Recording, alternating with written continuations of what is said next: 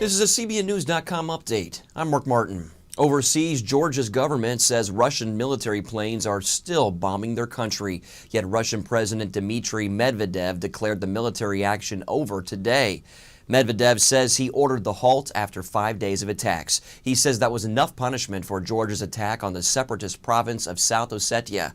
Even so, Medvedev has ordered the military to, quote, destroy any Georgian resistance that pops up.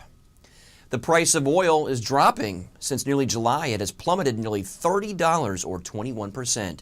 Now it's sitting at a 3-month low. Analysts say the U.S. economic slowdown may be spreading to Asia and cutting the demand for oil.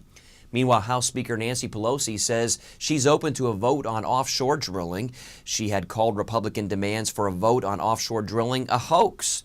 But now the California Democrat says she would agree to a vote if it's part of a larger legislative package. Al-Qaeda and Taliban attacks are on the rise in Pakistan and Afghanistan. Today, a roadside bomb killed as many as 14 people in Pakistan, and a suicide bomber rammed his car into a NATO convoy in Kabul Monday. 3 died and at least 12 others were injured in that attack. The Taliban is claiming responsibility. The number of insurgent attacks in Afghanistan during the first 6 months of this year is 50% higher than last year. To find more exclusive information on the ground coverage from CBN's Chuck Holton, go to CBNnews.com. In other news, the Beijing Olympic Games have opened to record numbers, but another record is being overlooked: the expense.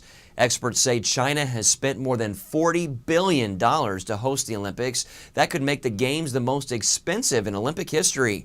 Costs include the venues, staffing, and the opening ceremonies. Environmental costs related to air quality, new water and sewer infrastructure round out to more than $20 billion in the past decade.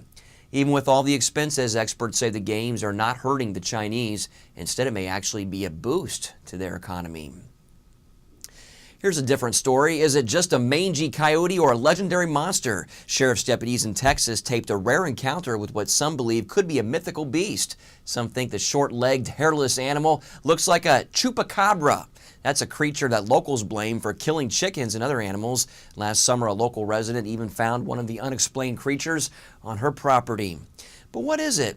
The sheriff says he's convinced the animal on the tape is a crossbreed of some kind. Look at it go. Coming up later today on CBN's Newswatch, the latest on the conflict between Russia and the nation of Georgia.